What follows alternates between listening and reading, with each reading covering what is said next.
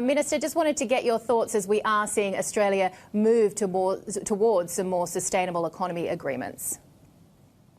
Well, Australia's always played its part when it comes to emissions reduction.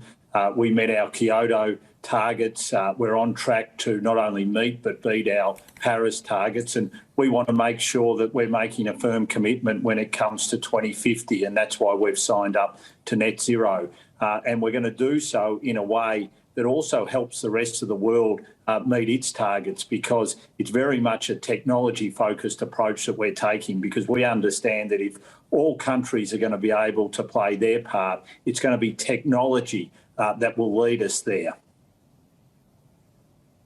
And speaking of agreements with other countries, can you tell us about your agreement with Singapore here, where I am, for this green economy agreement and bid to help both countries move towards a more sustainable future? Yeah, we've reached an agreement with Singapore that we're going to negotiate a green economy agreement.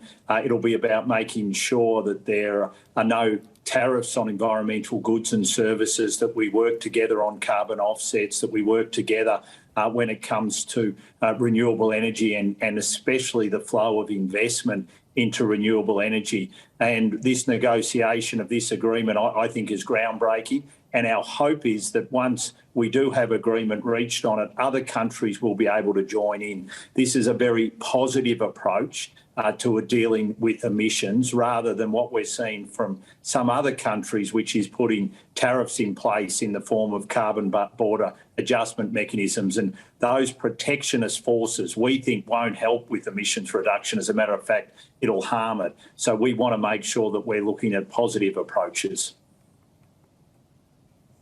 I want to talk, though, about some of your other relations as we look ahead to COP26. And you have had Europe, for now at least, turning its back on this bid for an FTA. And then, of course, Australia and China relations still not great. How are we turning all of this around? Has Australia done too much talking, announcing publicly, and not enough diplomatic work behind the scenes?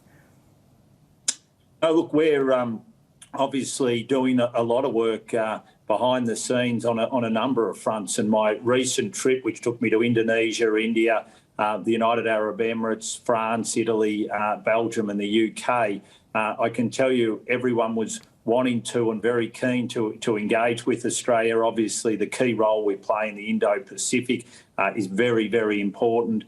India are very keen to speed up a free trade agreement negotiation with us.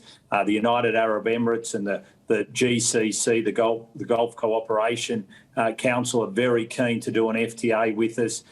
We're about to finalise an FTA with the United Kingdom. That will be the quickest FTA that Australia has negotiated with a major economy. So we've got a lot that's going on at the moment. Obviously, I hosted a mini-ministerial meeting in Paris at the OECD on the margins of the OECD about us getting a very good ministerial outcome in Geneva at the end of this year, end of November, beginning of December. So there is a lot going on, and people are very keen to engage with us, whether it be Singapore on a green economy agreement or whether it be enhancing FTAs with India, with United Arab Emirates, the GCC, the United Kingdom, and also pursuing our agreement with the European Union. I had a very good meeting with Valdis Dombrovskis, the EU trade representative. We're going to work very closely leading up to the WTO meeting, and also we want to progress our FTA when the time's right to do so. And how is conversations going with China, given I believe you sent a letter to your counterpart in January? Have you heard from him since? No, look, we haven't had a response to that letter yet.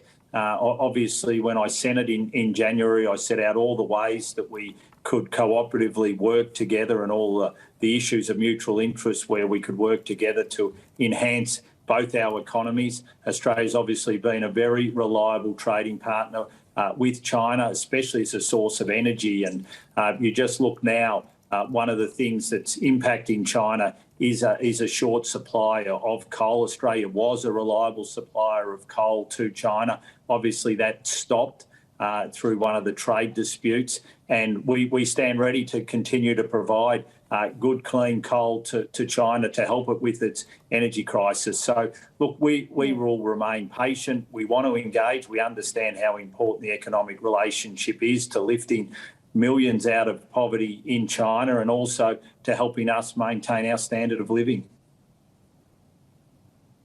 Minister, the other exciting thing is that the international border is opening for some states on November 1 for fully vaccinated citizens. At what point do we see other visa holders, students and tourism come back to Australia?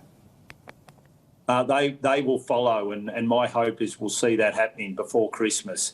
We're making big inroads in opening up our international border. We want to make sure that we do it as safely as we possibly can. First priority is returning Australians, but after that it's our international students, it's our working holiday visa maker holders, it's our agricultural visa holders.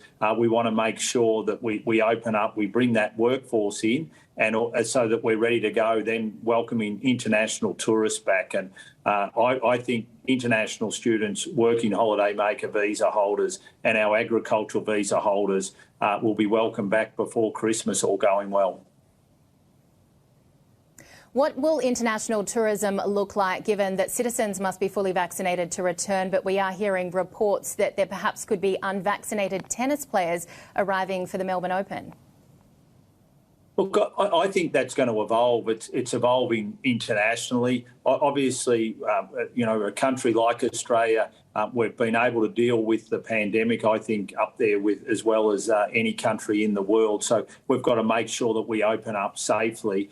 The best way we can do that to start with is by bringing in those who are doubly vaccinated without quarantine, and those who aren't vaccinated putting quarantine arrangements in place. But over time, I think we'll see use of testing, use of vaccination certification, making it very easy for people to come and go from Australia and other countries around the world, because ultimately we've got to learn to live with the virus, and ultimately we want to make international travel happen as seamlessly as possible globally, because that's the best way that we can ensure the global economy continues to thrive, and as we come out of this pandemic, and that's going to be incredibly important for countries. Something I have a vested interest in. When are we going to see a vaccinated travel lane with Singapore? Both Prime Ministers Lee and Morrison alluded to this last week. Where are we at with that? And is Australia concerned about the spike in cases in Singapore that some countries like the US and Germany have labelled as high risk? No, we're very keen to see that laneway open as soon as we possibly can. I think Singapore's done a remarkable job managing the virus as well. They continue to manage that, and we're very keen to get that lane or that bubble open between Australia and Singapore. Australia's Prime Minister said on Friday that he's keen to see it happen. I know the Singaporean Prime Minister is keen to see it happen as well, and I'll be doing everything I can to make sure we get that green lane opened as quickly as we possibly can. And Minister, a final question. I know that this is about a Victorian inquiry, but we have seen Crown, which is a flagship casino and a big tourism boost for Australia, managed to save its flagship casino by addressing this litany of wrongdoing. It's kind of 2 years to turn it around. Do you see this as an important step for tourism as we see Victoria reopen? Look, it is important. We've got to make sure that when it comes to our casinos, that they're operating according to the laws here in Australia. And so I think what we've seen through this Royal Commission is a very thorough process to make sure that the protocols, the regulations and policies in place for Crown to continue to be able to do that. It is a big attractor of tourists, and so it's positive that it will be able to continue to operate along with the other casinos we have operating here in Australia. There's our casinos, there's our cruise ships, which I hope will be up and running soon, and then there's our wonderful destinations right across our country. And I can tell you from my travel overseas, people cannot wait to get back to visit Australia, whether it be businesses, investors or tourists. The demand is there, and the sooner we can open up and safely welcome all those people back, the better, as far as I'm concerned, as Australia's Tourism Minister.